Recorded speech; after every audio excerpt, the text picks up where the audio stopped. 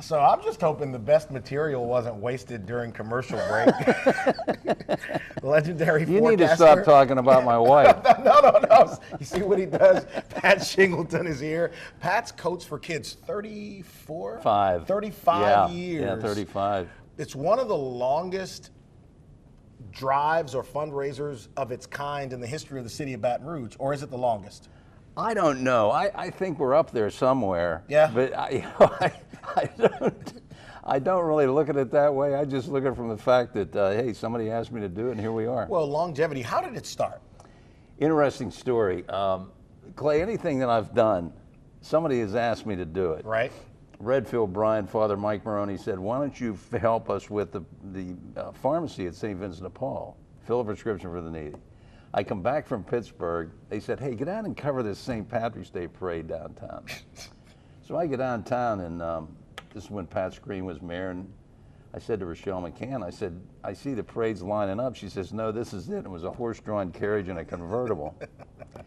So they said, do something with that. Well, my brother-in-law, Frank Keene, my favorite brother-in-law, because he's the only brother-in-law, my favorite brother-in-law was attending it was called Varsity. It was all the dry cleaners in the country come together to kind of compare notes to see how they would improve their business. And a gentleman in Houston, Texas, decided to get used coats, clean them, and distribute them. Mm-hmm. So Mabin, my wife, was handling the advertising for Keene's. And she said, do you want to do this? And I said, sure. She took it to Channel 9, and they kind of balked at it. Then she brought it over to John Spain, and John said he's going to do it.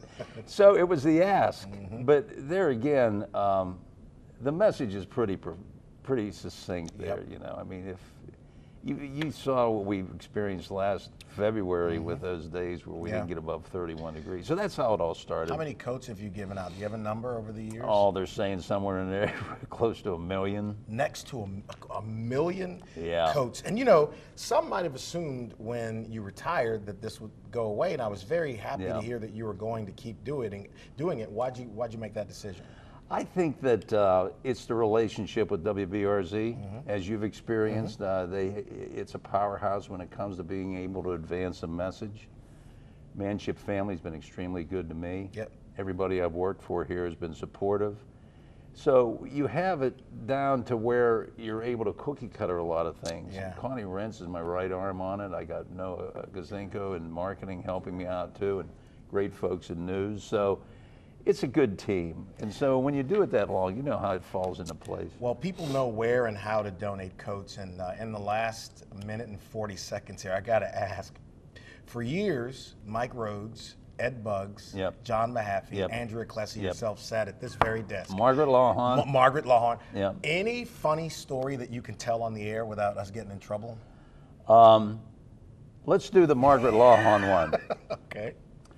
Margaret and I were always at this set, and I was always getting her laughing quite a bit. Well, the late Reverend T.J. Jameson came in, and she was interviewing him, and they started off, and he turned and he said, well, Miss Mahan.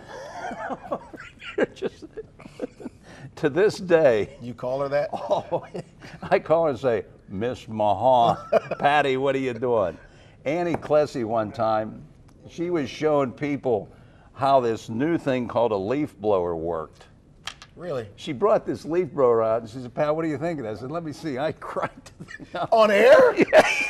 And Clay, the scripts were all on the desk. I'm blowing the scripts all over the place in her hair and whatnot and all that. I got to get Ed Ball to go and find that video for me. Oh, geez, yeah. Well, listen, this is great. Thank you. It's always one of those examples of how we give back to the community. Yeah. And we talk so much about what's broken in Baton Rouge, but I always say more is right than there is wrong. Thank you so much. I'm going to get in, and I'm putting myself in that slot as well. On the wrong part or the right part? All right, the Family Justice Center will have someone here next week to talk about what they've got going on. We'll talk a little bit more about what's happening in Israel with Colonel Kuvion. And then the Gardeer Initiative, if you don't know about that, it's a fantastic program helping families in that part of our parish. And we'll talk with the force behind it next week. Y'all have a great, great weekend. Go Jags, go Tigers. See you next week. You forgot to mention.